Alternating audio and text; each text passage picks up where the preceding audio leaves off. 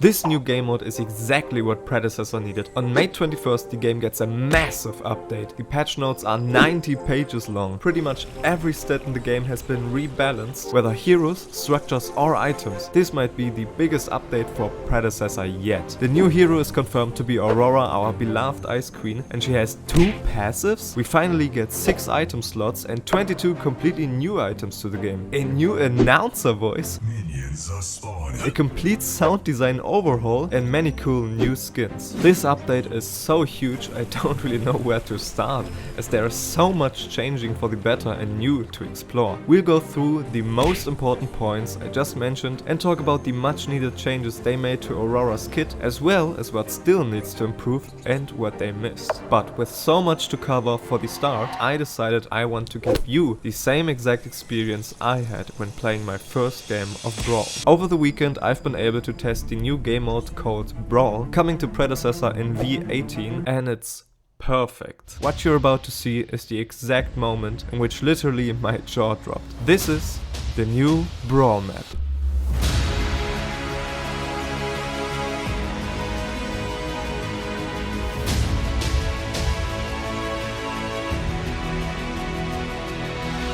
I'm super excited we finally got a map using the assets and style from the old legacy map from Paragon. First thing I noticed when playing the new game mode was it is super fast. At first I was quite overwhelmed by the open map and all the chaotic arena fights, but I quickly learned how to play it. The mode is 5v5 and games last about 10 to 15 minutes. This is a super casual and really super fun alternative to the more competitive normal mode. If you played Smite's arena mode, this is pretty much what this game mode is. You play on an open field arena with minions walking down a lane in the center of the map to reach a portal located in front of the enemy's base. You'll notice, as this game mode has no structures to destroy, as there are no towers and no core, there are 2 bars of points at the top of the screen. The goal of this game mode is to reduce the enemy's points to 0 first, by killing enemy minions and heroes, and by escorting your own minions to enter the enemy's portal. Each minion kill and successful escorted minion takes away 1 point from the enemy team. Hero kills steal 5 points and Fang Tooth 15. Yes, because after every 5 hero kills your team achieves, you'll spawn a Fang Tooth walking down the lane and attacking enemy minions and heroes. At the 10-minute mark, Orb Prime spawns in the middle of the battlefield, and securing the kill grants your team and your minions a buff, as well as taking away whopping 50 points from your enemies. I gotta tell you, Brawl was super fun and really a breath of fresh air. Beautiful thing about it is also that you can try out new heroes and builds in this mode without inting your team, as it's super casual and short. This might be a crucial step for making the entrance to the game way easier and enjoyable for new players. In Smite, for example, you also first play arena games before being able to play the normal 5v5 on 3 lanes mode. Overall, really just a super fun game mode to play. I really gotta give my props to the devs on this one, and I can't wait for you all to join this. You gotta try this out. Now let's talk about the frozen elephant in the room before we head on the massive items overhaul. Aurora's kit rework. First of all, playing Aurora has been super fun. Her ultimate is just glorious. With her ultimate she applies a freeze to all enemies nearby, stunning and damaging them, plus slowing and damaging them and each nearby enemy for each nearby enemy affected, which just offers for a splatter wombo combo when Gideon and Steel pop their ult on top. She is a super versatile and mobile melee ability based warrior, and in the normal mode I would put her in the offlane but also in the jungle. She basically has 2 movement abilities which also grant further utility, like creating a wall or a stair to traverse the vertical map layout, or leave behind a frozen statue of her as a peel which draws aggro from towers. A much needed change for her kit is that they added another damaging base ability, which deals damage in a cone in front of her and slows enemies, in addition to her main damage ability, which creates a ring of ice around her, rooting enemies. For this change to happen, they made her statue leap to be her passive. But that's not her only passive. She basically gets a whole nother passive with the effect of applying a greystone-like whirlwind around her when she damaged an enemy 4 times. This obviously doesn't deal as much damage as greystones, but she literally gets 2 passives from this and the needed damage to be a viable jungler too.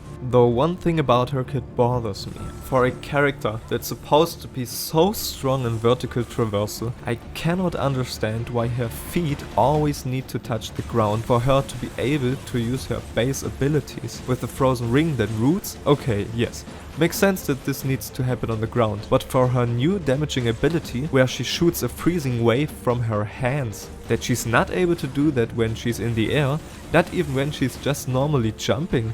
That's just rude to her. I feel like for a character supposed to be strong and traversal in a game that uses its vertical map layout as a selling point, not being able to use your ability in the air, that's kind of missing the mark. But that's a problem affecting many heroes in this game. Grugs, for example, or counters can't use some of their abilities in the air too, so this is something in the core of the game that needs to be addressed. Other than that, I pretty much like everything about Aurora, and I can't wait to jungle her. Now let's talk about the rest of this massive update. By the way, you can already see the cool new skins coming to Predecessor in the gameplay footage you are seeing in the background. Sound changes are coming to the game. Omida Studio stated they'd have overhauled the entire audio system of the game. We have a new announcer. This one's supposed to be more like the OG Paragon voice, which is still a fan favorite. I think it's definitely better than before, but it still doesn't hit as bad as the OG voice. It gets close to it though. The team also added sound effects to surroundings, UI and minions, and heroes are also getting more in-game voice lines when using abilities and reacting to each other. Performance improvements for lower end systems and better frame rate stability are also supposed to come with this update. So Obey the Papaya 2 will finally be able to play with 140 FPS without the need of turning off the graphics. Now, finally, let's talk about the item changes.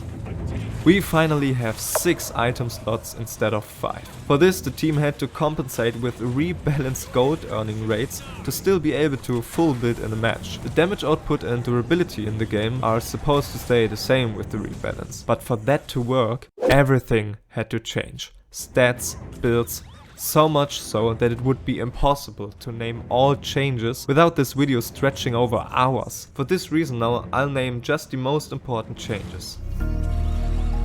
Almost all items have been completely rebalanced and or adjusted in stats, recipes and passives. For example, Soul Chalice builds into Resolution now, and Mindrazor's mana stacking passive has also moved over to Resolution. Fire Blossom now ramps up its burn damage over time rather than when a target is immobilized, and Mutilator no longer steals health from your opponent. Carry tier 3 items' critical strike chance got decreased from 25 to 20%, meaning you'll have to build 5 crit items now for full crit. I'm kind of sad about this, as I've wished with the 6th item slot carries could have more room to experiment with different items and be more flexible. 9 items have been removed from the game, which you can see here, but 22 new items have been added. 1 new warrior crest evolution, 1 new tier 1 item, 5 new tier 2 items and 15 new tier 3 items. All of the new items are shown here. I will only talk about a few I find very interesting, but you can pause the video to read through all of them. 2 new mage items have been added to the game, which could really spice up the standard meta builds with Combustion, Megacosm, Wraith Leggings and Corsica as its core. Noxia is the first of them that could really build many mage builds core from now on. It provides a great portion of magic power and ability haste, and its passive is basically increasing the damage of your combos. When damaging an enemy with an ability, hitting the same enemy with another ability will deal extra damage based on maximum health. So for example, as Gideon, when you hit someone with your first rock, hitting him with the second one will deal extra damage. The great thing about this though is that the effect is not kept to only one enemy at a time. So if you're hitting 2 heroes with your first ability, both would take increased damage from the second one, as the item description suggests, stating mark heroes. The second new mage item is Soulbinder, which introduces a very interesting concept. This item will have you deal bonus damage when hitting enemies from afar. It says from a range of 1500 and above will make you deal 8% bonus damage and also permanently gain 1 magic power. This item could become a very interesting stacking core for long range aggressive mages like Howitzer, being able to utilize his rocket to deal even more damage and scale into the late game. Assassins finally also have their variant of the the tainted items,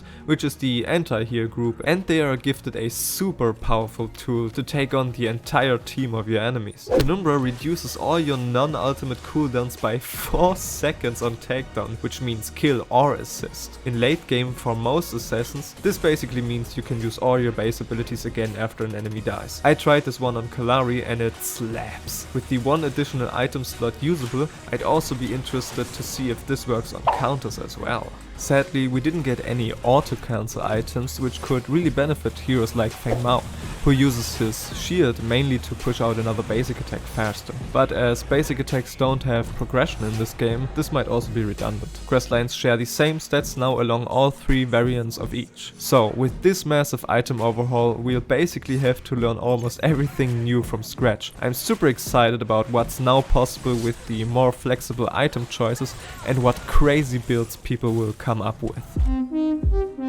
Now at last, the most important changes they made to the overall feeling and pace to the game. What they did to the early game particularly disappointed me though. Death timers are reduced in mid game due to faster XP gain. The kill XP and XP required for level 18 are slightly reduced by 10%. To build 6 items in the same time, the gold pacing is increased by about 15% for minions as well as passive gold income. All hero base stats have been adjusted, as well as base abilities and scaling. Stacking items gain additional stacks for killing camp leaders now. This means the biggest monster in a jungle camp. And structure durability and damage have been adjusted, so they penetrate armor more now and inner towers grant more global gold. Now I want to address the sad changes they made to the early game. Nothing. They changed nothing. With all the rebalanced stats, the early game is supposed to stay roughly the same, while late game is supposed to come a bit faster. This I feel like is a big missed opportunity, as the early game is just so slow and boring many times, especially as a late game scaling hero. With a big rebalance, I wish they would have sped up the pace and action for the early game to further increase overall enjoyment of playing a full match, and not mostly only in the mid and late game parts. Besides this missed opportunity though, the rest of the pacing adjustments should be a fine change, especially in the Brawl mode, which is even faster if you just want to make some cool plays with your favorite hero. Overall, this is a huge update, certainly for the better of Predecessor, and bringing a much needed breath of fresh air to the game. I'm telling you, you need to play the new game mode as soon as it's coming out, as it is hella fun. The update drops already in a few days on Tuesday, May 21st. If you now want to get hyped even more for the game, check out this cinematic story trailer I produced using Unreal Engine 5. I can't wait to meet you all on the new Battlefield, and thank you for watching and have a beautiful day.